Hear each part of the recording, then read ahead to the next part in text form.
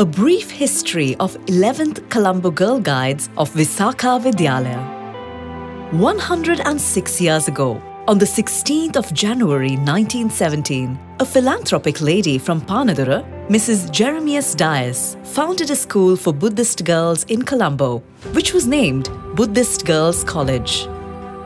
Commencing with 20 young girls in a rented house called The Firs in Turret Road, it would gradually evolve over the years into what it is today, the most sought-after girls' school in Sri Lanka.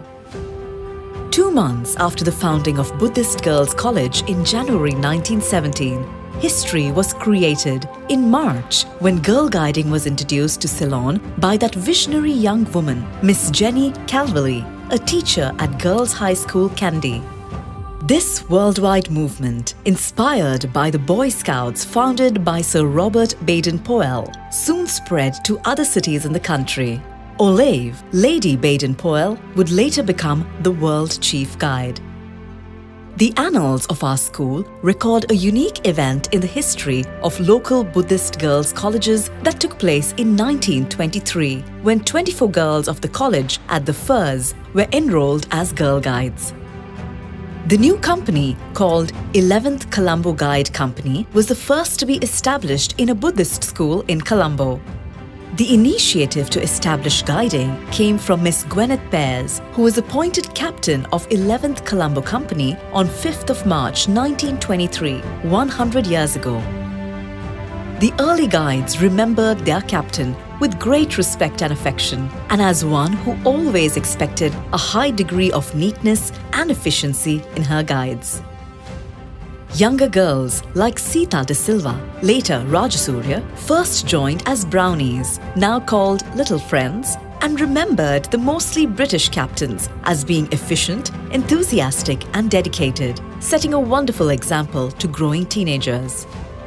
Miss Pears would later become principal of the school, and during her tenure, the school moved to new premises at Vajira Road in 1927 and was renamed VisakhaVidyalaya. Under the captaincy of Miss Pears, the 11th Colombo Guides worked enthusiastically, and at the All-Ireland Rally in 1929, they won the country dancing competition, for which they were trained by their captain.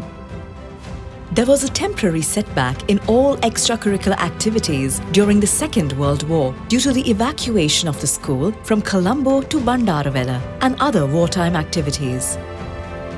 When Mrs. Susan George Pullymood became the principal in 1946, she invited Mrs. Sita Rajasurya to revive guiding at VisakhaVidyalaya.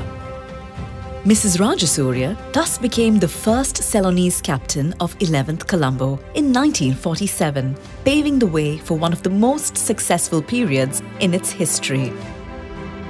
1951 was a landmark in the history of guiding in Sri Lanka. In April, the Ceylon Girl Guides Association became a full member of the World Association of Girl Guides and Girl Scouts. On being invited to attend the Silver Jubilee International Camp in Narrabeen, Australia in August 1951, a Ceylonese contingent of 6 guides and 2 captains led by Sita Rajasurya participated. 4 of the 6 girls were from 11th Colombo, and the experience gained by them was invaluable. While for Sita Rajasurya, it opened the door to years of successful participation in national and international gatherings. Mrs. Sita Rajasurya was a trailblazer in the Girl Guide movement.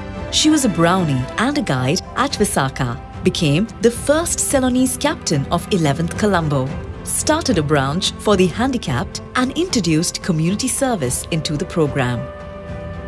She was persuaded to become the Chief Girl Guide Commissioner by Olive, Lady Baden-Powell herself. She brought honour to her school and country by becoming the first Sri Lankan elected to the World Committee of WAGs, the founder chairman of the Asia-Pacific Regional Committee and the first Asian to chair a World Conference of WAGs. She was also president of the SLGGA. Much loved and respected by her guides, she remains a source of inspiration and a role model for the guides of VisakhaVidyalaya. The 1960s and early 70s saw the company increasing its strength numerically. With 4 guide companies, 11th Colombo became the largest company in the country. Many milestones were reached during this period, including the first Queen's Guides from Visakha. It took some time for a ranger company to be established at Visakha.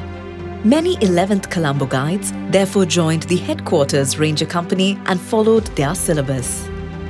Some did extremely well, winning Juliet Law Awards and other scholarships. Varuni Kulasekara became the first ranger to win the Prime Minister's Award. When the 11th Colombo Ranger Company was firmly established in 1978, they distinguished themselves by winning the All-Island Senior Guide Challenge Shield for several years consecutively for their community service projects, after having also won the Walter Donald Ross Certificate of Merit awarded by WAGS. The Brownies became known as Little Friends, and new packs were formed, with many Little Friends gaining their wings to fly up and join the guides. Little Friends Pack A twice won the All-Island Lend a Hand Challenge Shield. The newest branch of Girl Guides is called Butterflies, and a butterfly unit was started at Visakha in 2013.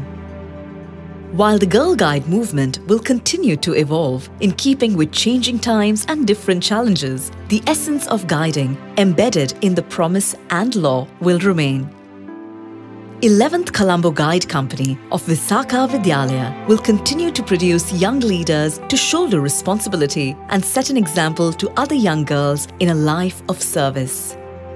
This is not surprising, as the highest number of President's Guides produced each year usually hail from Visakha.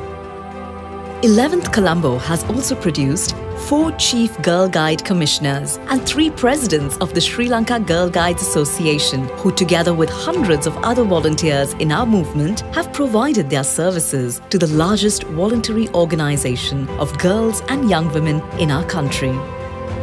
As we celebrate 100 years of guiding at VisakhaVidyalaya, we would do well to remember the words of our mentor and role model, Mrs. Sita Rajasurya. Open quote, "To be a guide is to serve." It is my fervent hope that when Visakha scores a century, she will have every reason to be proud of the guides she has produced over the years as shining examples of womanhood imbued with a spirit of service to their fellow men. May the spirit of service pass on to be kindled in the hearts of every guide and little friend at Visakha who makes her promise in the years to come.